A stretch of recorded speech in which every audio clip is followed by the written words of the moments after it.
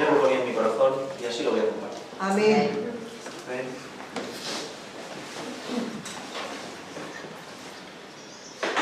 No es mal que, aunque a efectos prácticos, visibles, pues en este caso yo soy el pastor, menos mal que a efectos reales solo hay un único pastor que pastorea. Amén. Menos mal. Menos mal que el pastor es él. Amén. Qué caos si yo fuera el pastor. El pastor es él. Amén. Nosotros es verdad que adquirimos posiciones, las cuales honramos, y lugares de servicio al Señor, pero el pastor es él, no se te olvide. Amén. El pastor es él. Ninguno de los tratos que yo pueda tener con usted es por mi bondad o poder, como predicábamos el otro día. El pastor es él. Amén. Míralo a él, porque el pastor es él. Sí, ¿Se han dado cuenta? Un rey siendo pastor. ¿Dónde estamos? Gloria a Dios. Un rey siendo pastor.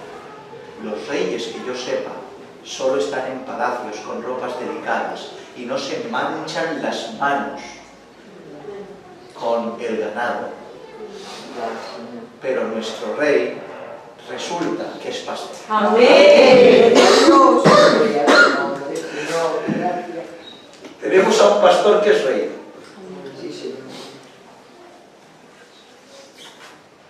Es tan hermoso el Señor. No sé cómo el mundo no queda hipnotizado, completamente loco de amor. Es que no puedes no dejar de amarle y de enamorarte de él. Tenemos a un pastor que es rey. Salmo 23.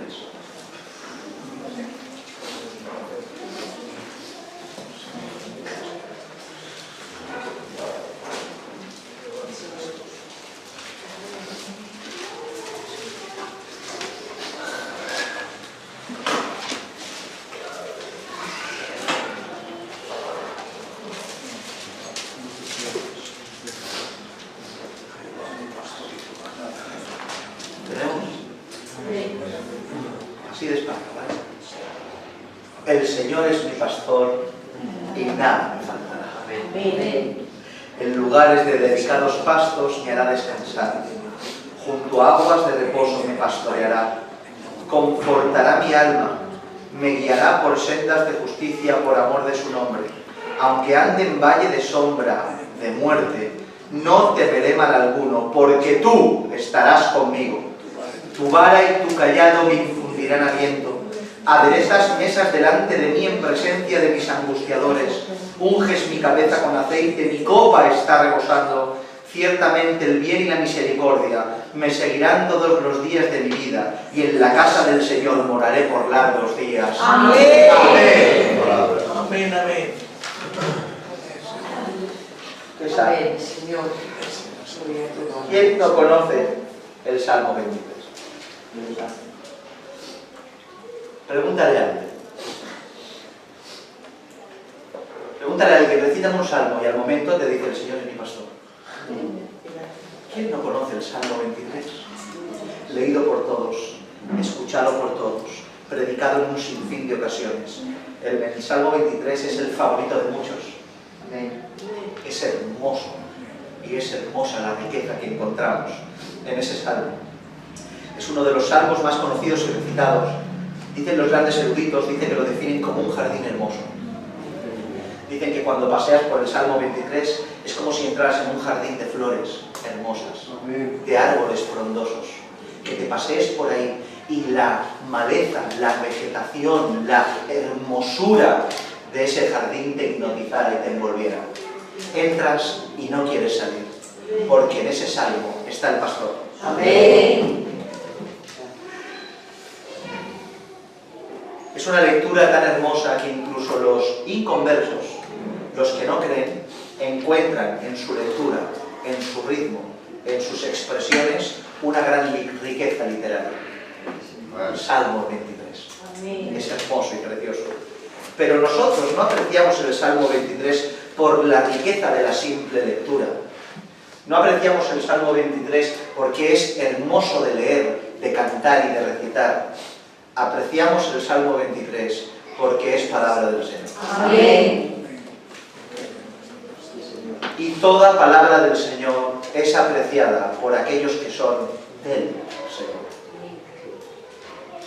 Los salmos, mis hermanos, como hemos dicho en reiteradas ocasiones, no son textos para salir del paso. Los salmos no se pueden utilizar como para no tengo nada que hablar, voy a hablar de un salmo, voy a recitar un salmo, o venga, queda bien en una pegatina. Los salmos no son para eso, o solo para eso, por supuesto que se tienen que predicar y los puedes poner en una pegatina. Pero el salmo, los salmos, al igual que toda la Escritura, es profecía divina. Amén. Es palabra inspirada por el Señor que te enseña doctrina y te enseña el corazón del Señor a cada palabra. Por tanto, tenemos que apreciar lo que son los salmos y tener la responsabilidad de leerlos no solo como frases bonitas que quedan bien en un marco, sino como doctrina principal para tu enseñanza y la mía. Esto es un salmo. Este Salmo 23 fue escrito, como no, por el profeta, el rey, el pastor David. Porque David también fue rey, también fue pastor. Y este rey David, la lámpara de Israel, escribió un montón de salmos, entre estos el Salmo 23.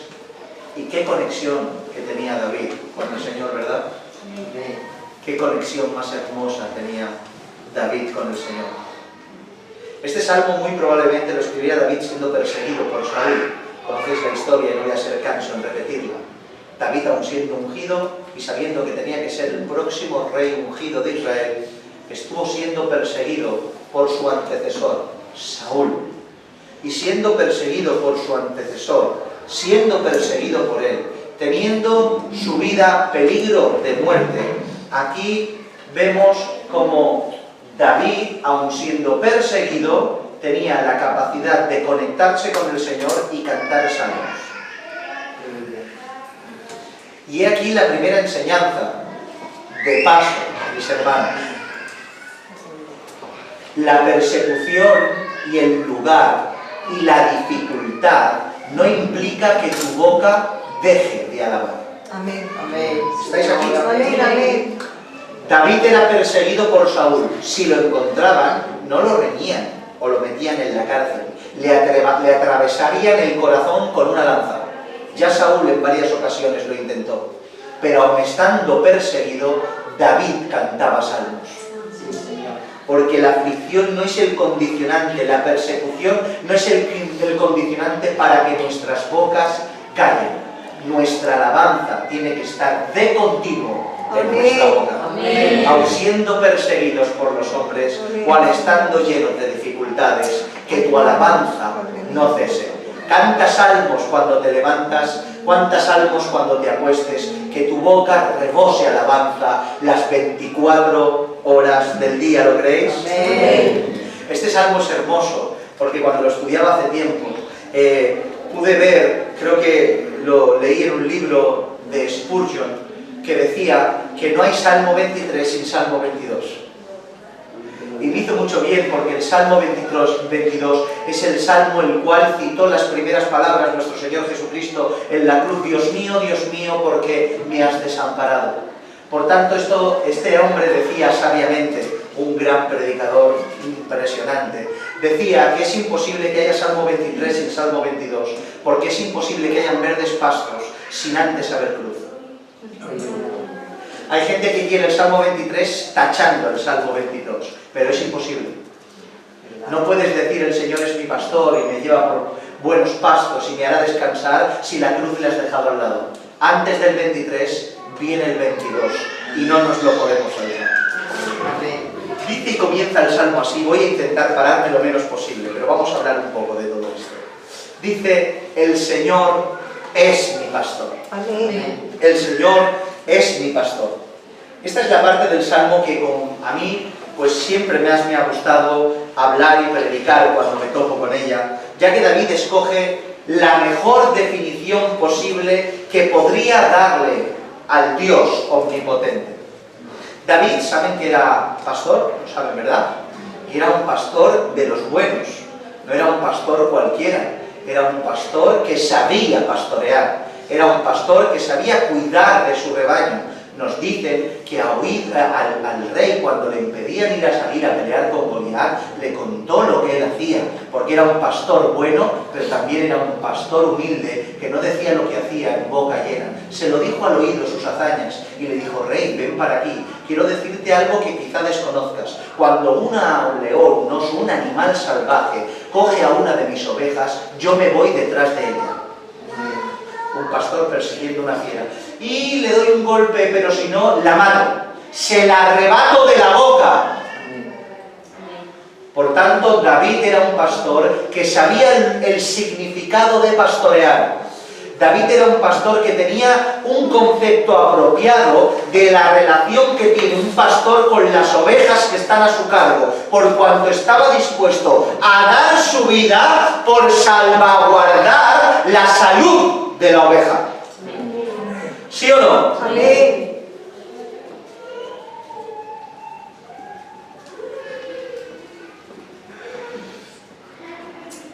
Por tanto, David, siendo hombre que tenía cuidado a su rebaño, pensando en qué definición le podría dar al Señor y pensando de qué manera podía definir la relación que tiene Dios con él, mirando al cielo y expresando y pensando de qué manera podía definir a Dios, dijo, bueno Señor, ¿cómo te puedo definir a ti? Si yo tengo el cuidado que tengo con estas ovejas, ¿cuánto más cuidado no tendrás tú con nosotros? Ya está, el Señor es mi pastor. Amén. Y definió a su padre como pastor porque entendió la relación que tenía él con las ovejas. Y si él se veía capaz de dar su vida por las ovejas, ¿cuánto más Dios sería capaz de darlo todo por las suyas? Amén. Por tanto, entre todas las definiciones, David dijo, el Señor es mi pastor. Amén.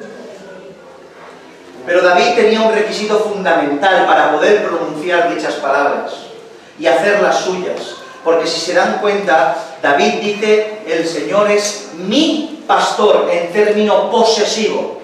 No el Señor es un pastor o el Señor es el pastor, que son términos generales y no específicos, sino en un tono posesivo David exclama, el Señor es mi pastor, porque entendía que aunque es pastor de todos, también es pastor de uno. Amén. Sí, Señor, amén.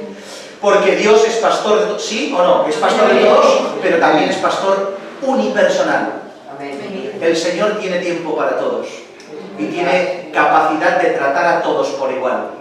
El Señor es tu pastor, el Señor es mi pastor. Y tenía esa noción de llamarlo a él pastor porque se sentía 100% oveja. Amén.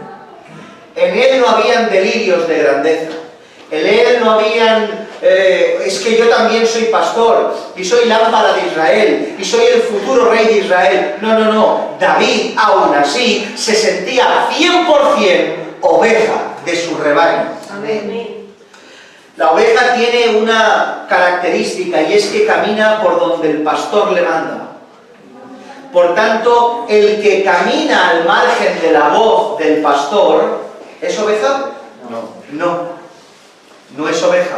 La oveja se distingue porque sigue la voz del pastor. Y David, aun siendo rey, entendía que aunque él a efectos físicos era algo, no era nada. Todo lo era él. Amén. Por tanto, su voz no era la que mandaba y ordenaba, sino la voz de su pastor. Amén. Por tanto, David se sentía completamente 100% oveja, porque completamente oía la voz del pastor y caminaba por donde el pastor le indicaba. Y yo me pregunto, ¿por qué esta obsesión en el siglo XXI de querer llamarnos ovejas cuando hacemos caso omiso a la voz del pastor? ¿Qué sentido tiene? Es algo irracional. Obsesión por ser algo que en realidad no deseo ser. Obsesión porque me consideren y tener un nombre de algo que en realidad no quiero ser. Porque quiero que me llamen oveja, pero no quiero que el pastor me diga por dónde tengo que caminar. Quiero estar en el redil cuando me apetezca, pero no quiero que el pastor me diga cuándo tengo que andar y cuándo tengo que recostarme en el césped. Pero la oveja se distingue porque escucha perfectamente la voz del pastor. Amén. Ojalá el Señor compunja los corazones de aquellos que en la actualidad dicen querer ser, pero no viven lo que dicen querer ser. Y que el Señor les conceda arrepentimiento para que verdaderamente lo que dicen que son llegue un momento que verdaderamente lo sea. Amén.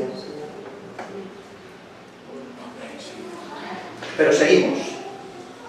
Nada me faltará, dice la Escritura, nada me faltará. Nada me faltará, qué peligroso es esto, ¿no? Esta Escritura se puede escuchar como nada me faltará, pero o nada me faltará. Se puede entender de las dos maneras porque las dos maneras son reales. Los pastores de la prosperidad se usan de este verso y otros más como una prueba evidente del respaldo de su doctrina que sostiene que aquellos que están con Dios están automáticamente garantizados en su vida la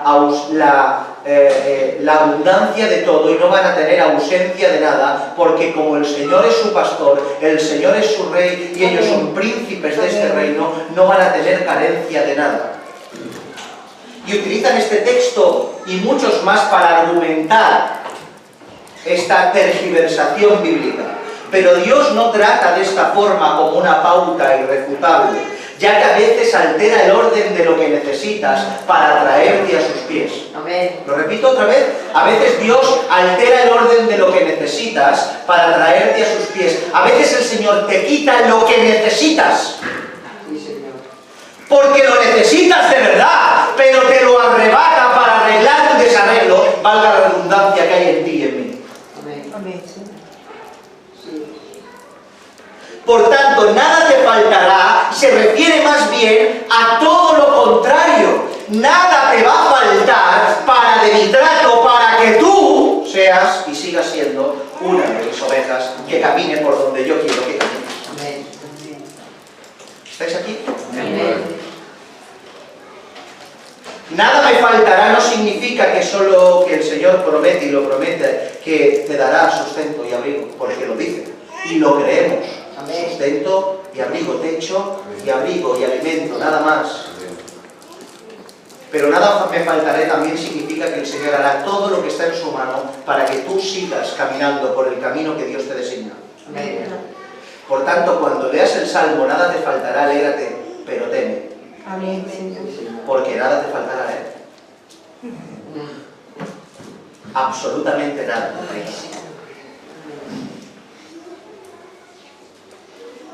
Seguimos rápido. En lugares de delicados pastos me hará descansar.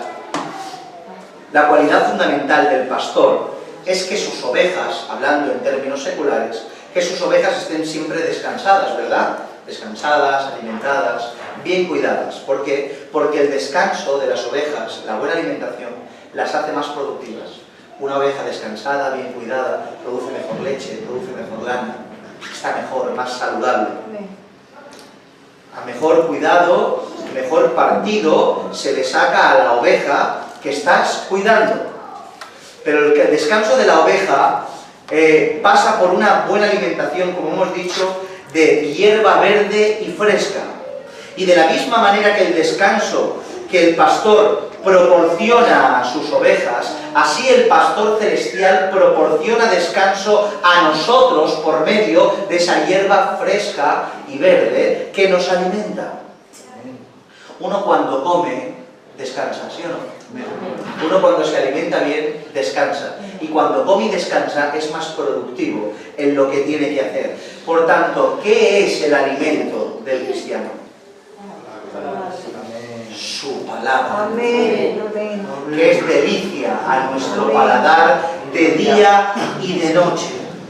Por tanto, vemos que su palabra nos proporciona el descanso. Leemos y repetimos algo que hemos leído y hemos dicho en muchas ocasiones. Mateo 11, 28, creo que está por ahí, cuando dice: mi yugo es fácil y ligera mi carga. El Señor dice: venid a mí, los cargados y cansados, que yo os haré descansar. ¿Sí? Venid a mí, los cargados y cansados, que yo os haré descansar, porque mi yugo es fácil y ligera mi carga. Por tanto, Dios proporciona el descanso por medio de ponerte un yugo, no por medio de quitarte el yugo. Los pastores que somos a veces que no queremos de alguna manera cargar al pueblo y cometemos negligencias terribles, queremos producir descanso en las personas quitándole responsabilidades y mandamientos. Es como si fuéramos un pastor que cuando viniera la hierba fresca y verde para comer, le dijéramos a la oveja: no, no te la comas. Pero el Señor, ¿sabes cómo te hace descansar el Señor?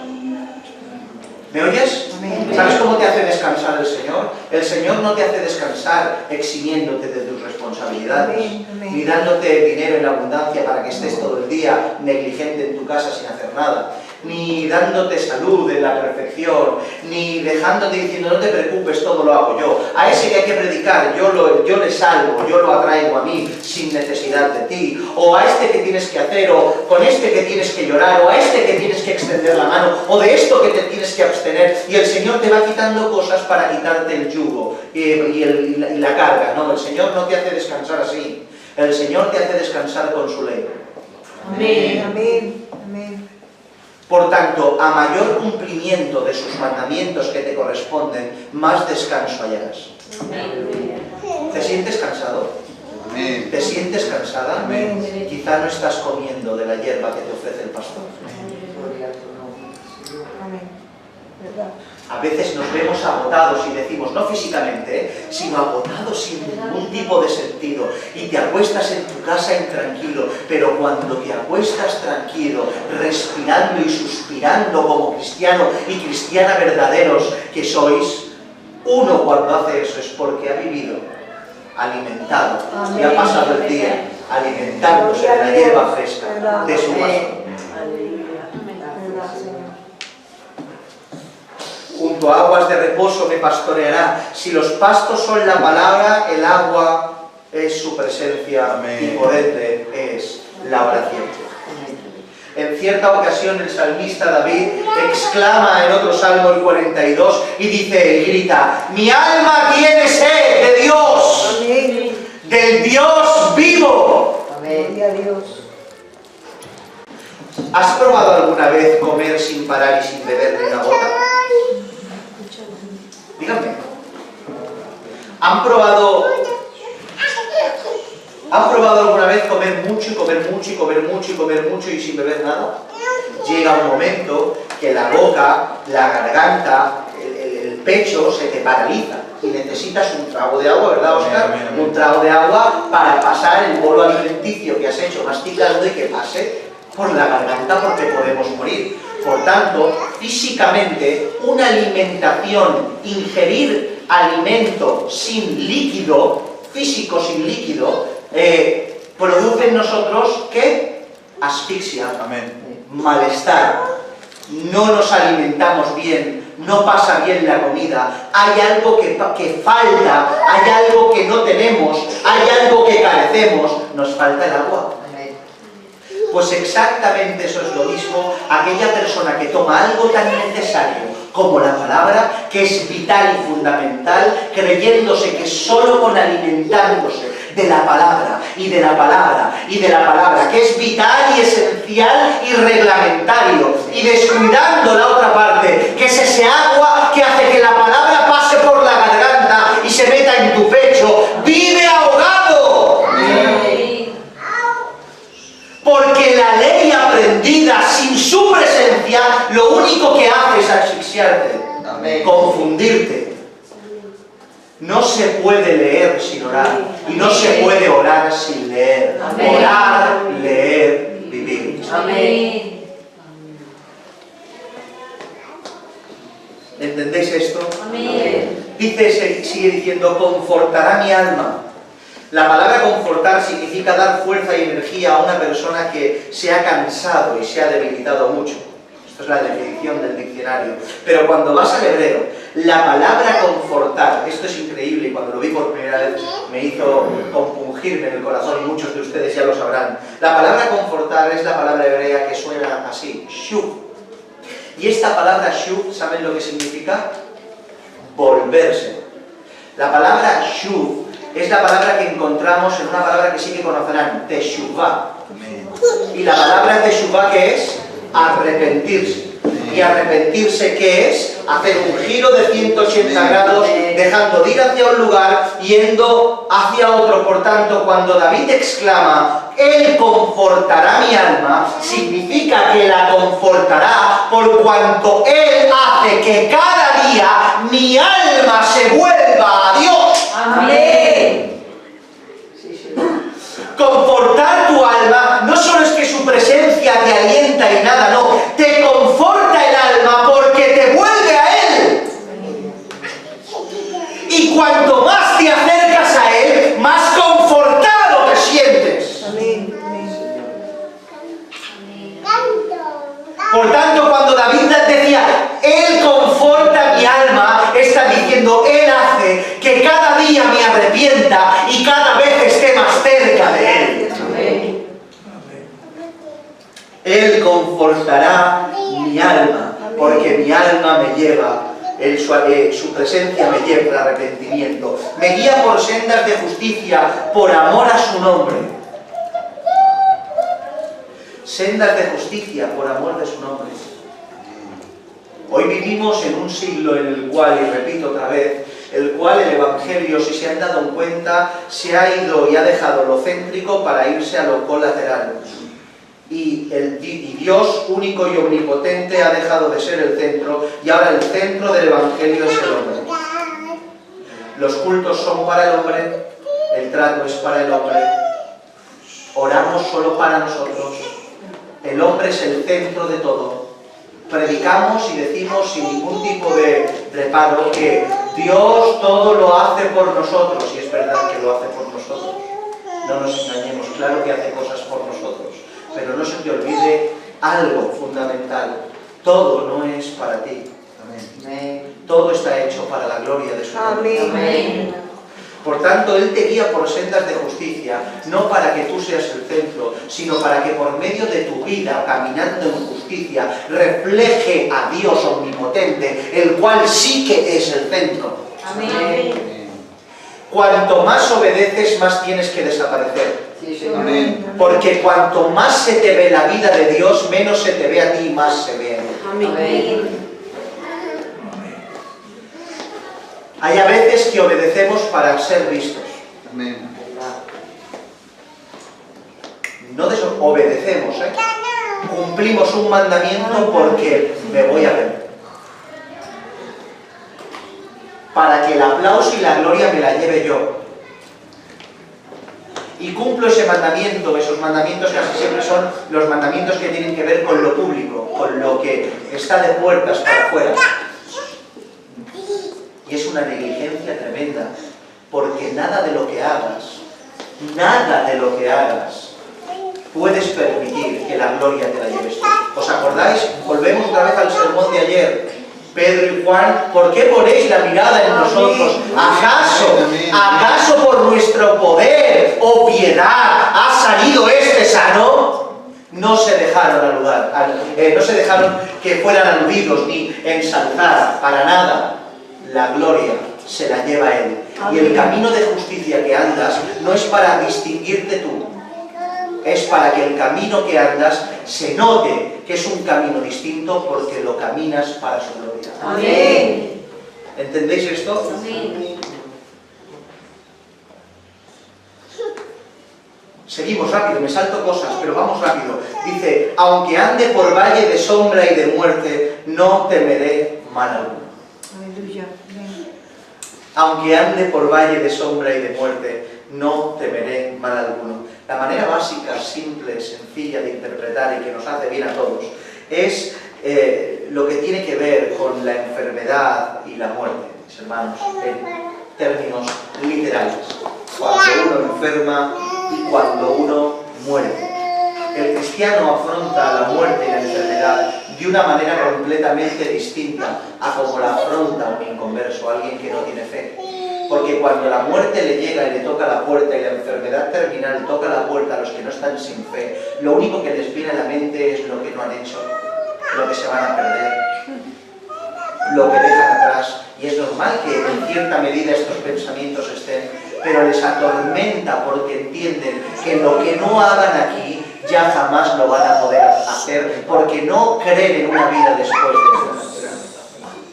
Entonces no tienen esperanza. Y si no creemos en la resurrección, comamos y bebamos. Porque si no hay resurrección después de esto, en vano trabajamos, en vano edificamos y en vano estamos aquí. Una pieza fundamental de la fe cristiana es que vamos a resucitar. Por tanto, el que no tiene esa fe, ¿saben cómo viven? Es normal que vivan desesperados y aprecien su vida como lo más grande.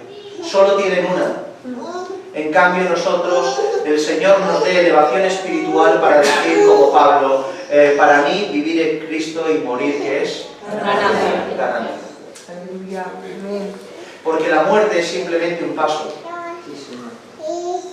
Hemos entendido que esta no es nuestra ciudad permanente. Como dice la Escritura, no tenemos aquí ciudad permanente. Sabemos que esto es una sala de espera gigante que ya se está tardando en hacerme esperar. Quiero que vengas ya, Señor. Gracias, Señor. ¿Entendéis esto, verdad?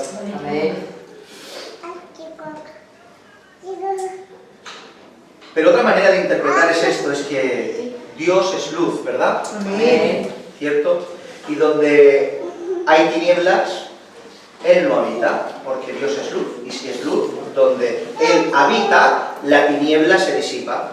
Su palabra es luz, ¿verdad? Amén. Por tanto, por donde su palabra reina y gobierna, las tinieblas se disipan, porque si su palabra es luz y su palabra se transmite en obediencia a los que están en aquel lugar en el cual gobierna su palabra, la luz se transmite de su palabra a las personas y de las personas al ambiente y las tinieblas desaparecen, ¿verdad?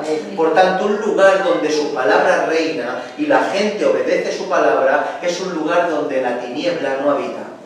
¿Qué es todo lo contrario? Un lugar donde su palabra no está y donde la gente no la obedece, se convierte en un lugar de sombra y de muerte.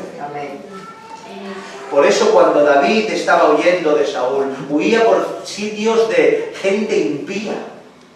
A veces se tenía que hacer el loco porque corría peligro su vida. Estaba en lugares con los filisteos, con gente mala, gente idólatra. Y andaba en valle de sombra y de muerte. ¿Pero qué le pasaba a David aunque andaba en valle de sombra y de muerte? Decía, aunque ande en un lugar donde tu palabra no reine, yo no temeré mal alguno. Aleluya. Amén. No temeré mal alguno, me da igual. Me recuerda Apocalipsis cuando dice, yo conozco tus obras y sé dónde moras. Dice, donde está el trono de Satanás. Pero sé que has guardado tu fe. Apocalipsis 2:13 dice, yo conozco tus obras y dónde moras, donde está el trono de Satanás, pero retienes mi nombre y no has negado mi fe. Aleluya. Amén. Por tanto, lo que rodea no impide repetición, no impide nada. Porque el valle y la sombra de muerte no condicionan al que lleva la luz por dentro. ¿Y sabes lo que provoca una simple luz en un valle de sombra y de muerte? ¿Cómo? Luz. Y aunque haya tinieblas alrededor, no tememos mal alguno. ¿Entendéis esto?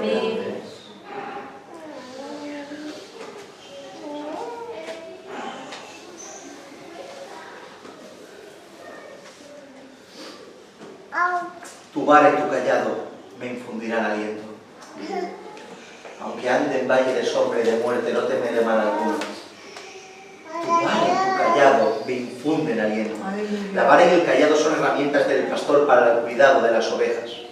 El callado es una forma de bastón que arriba tiene como una especie de interrogante arriba y servía para recoger a la oveja. Parece ser que la cogen como por el cuello o por algún sitio, no sabía decirles exactamente, y la traen hacia él. Entonces cuando la oveja se desviaba del camino, ya que las ovejas parece ser que carecen de GPS, se desorientan si no tienen pastor, cuando se desvía un poco el pastor coge el callado y la acerca al redil. Y también sabemos que con el callado cada noche el pastor ponía el callado y pone el callado así y empiezan a saltar las ovejitas. ¿Habéis escuchado? Cuenta ovejitas. Ese de por la noche una ovejita, dos ovejitas, tres ovejitas para dormirte, no es más que un truco, una técnica que está sacada de un oficio y una labor que el pastor hace cada noche o cada tarde cuando se retira. Empieza a contar a sus ovejas, pone el callado y una oveja salta, y el pastor conoce cada rasgo de lana de cada ojo y cada número perfecto y concreto que tienen, y empiezan a saltar las ovejas. 1,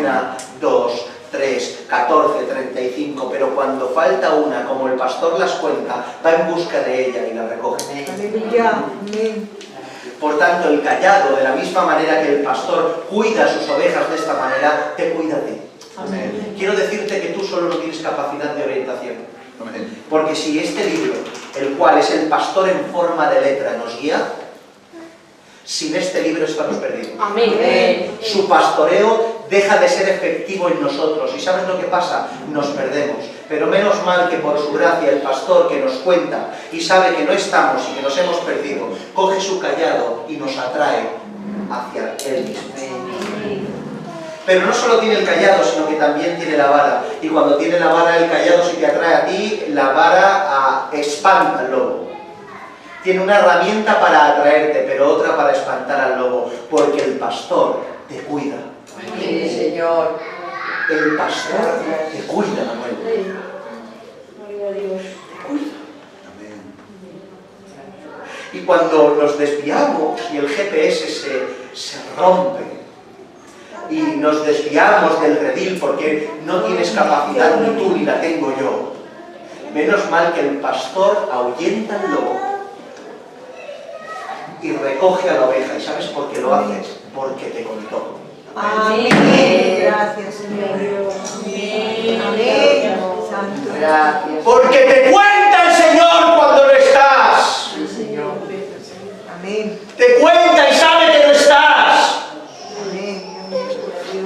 Por tanto, en el lugar donde estés perdido, teme, llora, para indicarle al pastor que quieres que venga por ti. Amén. Gloria a Dios. Gloria a tu nombre. Amén.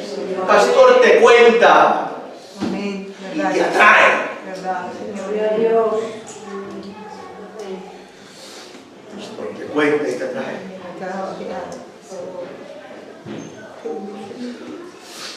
Aderezas mesas delante de mí en presencia de mis angustiadores. La pregunta que surge al respecto es, ¿cómo puede ser? ¿Cómo alguien que intenta hacer las cosas bien, que intenta ayudar a todo el mundo, que intenta salvar a la gente, que intenta extender su mano, que todo lo intenta hacer bien, y esa es la pauta y la norma de conducta de un cristiano, tenga angustiadores? ¿Cómo es posible? Si hago todo bien, si hacemos las cosas bien, si un cristiano está por ayudar y por dar y por hacer, sin necesidad de recibir nada a cambio, ¿por qué tiene que tener angustiadores? Pero en un contexto bíblico, la pregunta sería completamente al revés. La pregunta en un contexto, esta pregunta de por qué tiene angustiadores una persona buena, la hace una persona que no conoce el propósito de la Escritura y la causa y el efecto del Evangelio. Pero la pregunta verdadera es, ¿cómo es posible que un cristiano no tenga angustiadores? ¿Cómo es posible que un cristiano no tenga nadie que lo angustie? ¿Cómo es posible que un cristiano que toda la bondad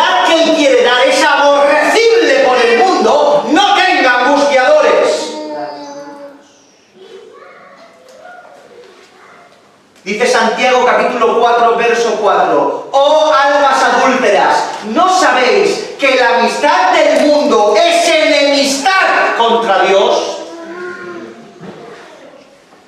Cualquiera pues que quiera ser amigo del mundo se constituye enemigo de Dios. ¿Entendéis esto?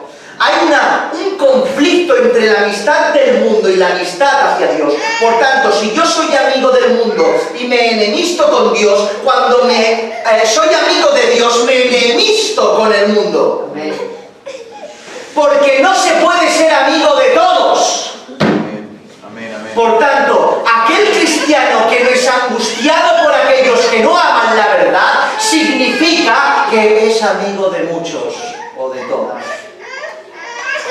Porque un cristiano tiene angustiadores, porque la verdad de su vida ofende. Amén.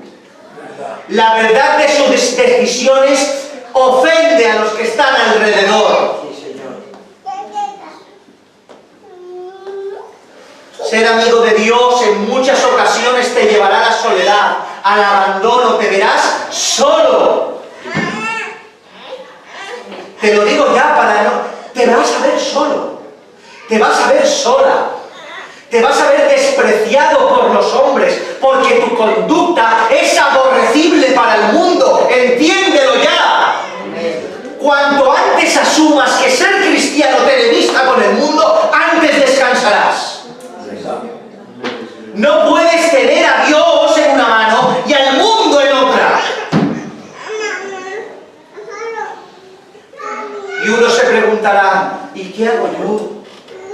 Una gota de agua en medio de este fuego abrasador. ¿Qué puedo hacer yo, pastor, si todo el mundo está en contra mía? Una gota de agua en medio de un fuego abrasador. Voy a evaporizarme en un segundo. Un elemento se vence con el elemento contrario, ¿verdad? Amén. ¿Sí? Si hay fuego, ¿cómo venzo al fuego? Con otro elemento, con agua.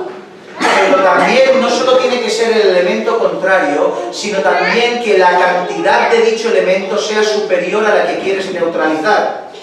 Porque si yo hay un incendio gigante y yo tiro un vaso de agua, el fuego se ríe del agua. ¿Sí o no? Por eso a veces nos sentimos así. Un gran fuego llamado mundo que abrasa y su calor cada vez es más fuerte, y nosotros nos sentimos como una gota de agua y nos preguntamos, ¿qué hago yo tirando esta gota de agua en este incendio? Y a veces eso nos hace cruzarnos de brazos y creer que no podemos hacer nada. Pero quiero decir algo, detrás de ti no eres tú, no es una gota de agua, hay manantiales de ríos de agua que apagarán el incendio del mundo. Amén. Por tanto, no te puedes fiar de ti solamente y irte a ese incendio creyendo que solo eres una gota de agua. Detrás tuya tienes a tu Padre Celestial. Amén.